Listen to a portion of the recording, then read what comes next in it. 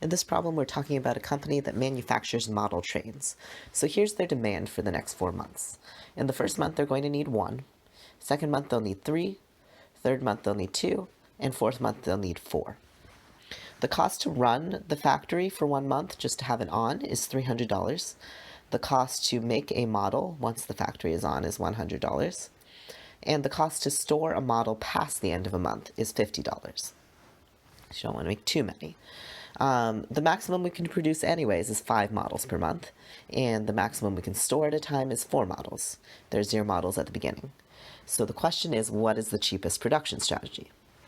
So we're going to use a combination. We will work this backwards with dynamic programming, and then we'll also work it forwards to be clear what the cheapest strategy is. So let's start back at month 4. You need 4 models here. The previous month you needed 2, so you need 6 total here. So you're going to have to run the factory either in month 3 or month 4. There's no way to have it off for both of those. So you might as well run the factory in month 4 rather than keeping the models over the end of that month.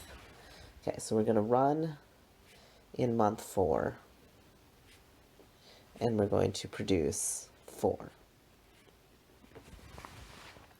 Okay, now let's look back at month 3. It costs a good amount to run the factory at all. And we only need 5 total for month 2 and month 3. So maybe we won't run the factory in month 3. We'll just run it in month 2. If we run it there and we store these 2 models, that's only an extra $100 to store. That's cheaper than the $300 to run it. So we're going to not run it in month 3. We will run it in month 2.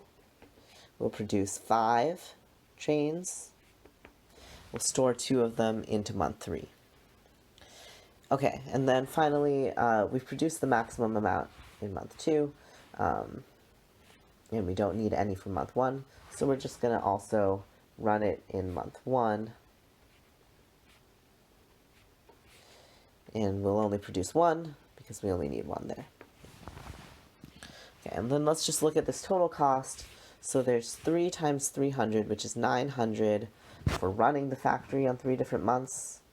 There's 10 trains produced, so the cost to produce them is a total of 1,000.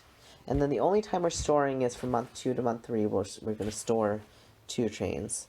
So there will be a 100, 2 times 50 storage cost. So for a total of $2,000. Okay. Pretty good. Now let's look at, can we do better?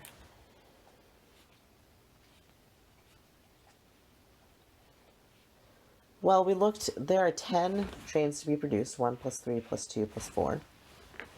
So we have to run it at least twice.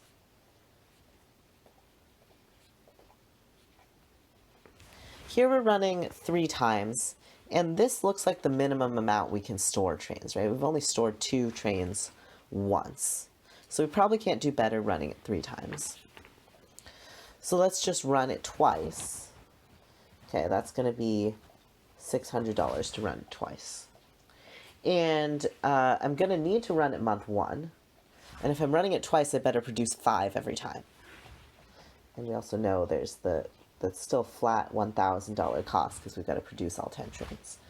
I've got to produce 5 every time, which means I'm storing 3 of them from month 1 to month 2, and 1 of them actually from month 1 all the way to month 3. So the cost to store 3 to month 2 is $150. The cost to store 1 from month 1 to month 3 is another $100. You've got to store it twice. And then I've got to run it in month 3. So I have 1 train ready. I'm going to make 1 more, and then I will store and then I will make 4 more after that. I'll store those for month 4. So that's another 4 times 50, which is 200 in storage costs. And what's the total there? Don't have enough room to write a line and write it below. Well, I have 600 plus these guys is 1050 plus 1000, so that's 2050. That's the only way to only run it twice. This is the best way to run it 3 times. So that seems to be the way, and this seems to be the optimal strategy.